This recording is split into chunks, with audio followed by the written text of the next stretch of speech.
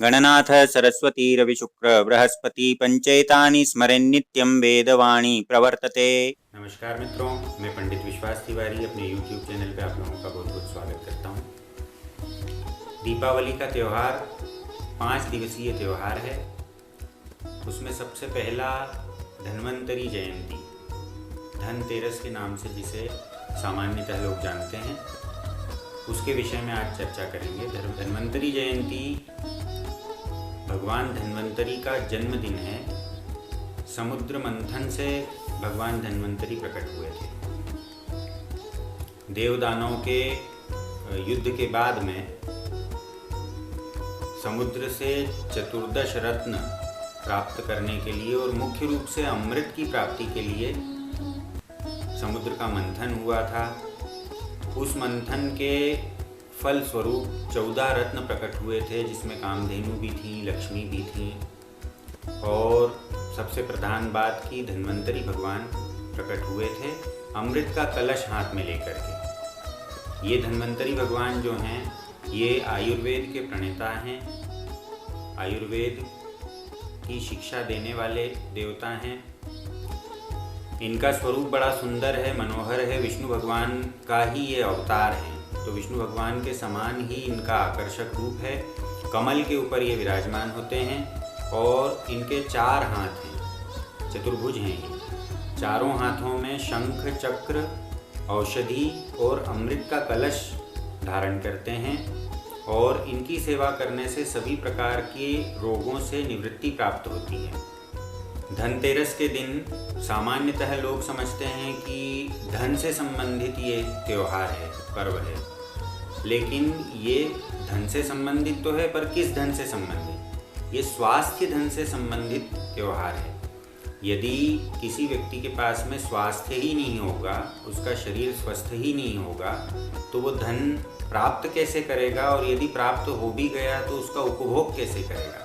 तो सुखों के उपभोग के लिए, धन के उपभोग के लिए, धन की प्राप्ति के लिए, कामनाओं की पूर्ति के लिए सबसे पहली शर्त ये है कि स्वस्थ शरीर होना चाहिए। इसलिए हमारे इस महापर्व में, 5 दिवसीय पर्व में सबसे पहले धनतेरस मनाई जाती है। आयुर्वेद के भगवान, स्वास्थ्य के भगवान धन्वंतरी का पूजन किया जाता है। धन्वंतरी भगवान का प्राकट्य सायंकाल में, प्रदोष काल में हुआ था। तो जिस दिन कार्तिक कृष्ण त्रयोदशी सायं व्यापनी हो, मतलब प्रदोष काल में त्रयोदशी तिथि उस दिन हो, उस दिन ये पर्व मनाया जाता है और धन्वंतरी भगवान का पूजन किया जाता है, औषधियों का पूजन किया जाता है। जैसे आप कम से कम 5 औषधि जो घरों में सामान्यतः मिल ही जाती है, आंवला, हल्दी, लौंग, तुलसी, शहद, कम से कम ये 5 औषधियाँ। इसके अलावा आपके पास में कोई औषधि उपलब्ध है, या एक और विशेष बात जो सामान्यतः लोग बाग ध्यान नहीं रख पाते, यदि घर में कोई रोगी है तो उसकी जो औषधियाँ चल रही हैं, जो दवाइयाँ उसको चल रही हैं, चाहे वो एलोपैथिक दवाई क्यों नहीं हो, उन दवाइयों को भी वहाँ पूजन में रख करके धन्वंतरी भगवान से आशीर्वाद मांगना चाहिए, प्रार्थना करना चाहिए कि इन औषधियों का उचित प्रभाव रोग के निवारण के लिए हमको प्राप्त हो और आपके आशीर्वाद से सभी प्रकार के रोगों से हम मुक्त रहें, स्वास्थ्य लाभ हमको। इस प्रकार धन्वंतरी भगवान का पूजन शाम के समय करना चाहिए, दीपक लगाना चाहिए। और पीतल की धातु धन्वंतरी भगवान को प्रिय है, ऐसी मान्यता है। इसलिए परंपरा ये बन गई है कि धनतेरस वाले दिन कोई बर्तन खरीदना चाहिए। तो यदि संभव हो तो पीतल के बर्तन, और पीतल के यदि अनुचित लगते हों, पुराने लगते हों, तो जो भी बर्तन खरीद सकें, पर पीतल के बर्तन खरीदना चाहिए।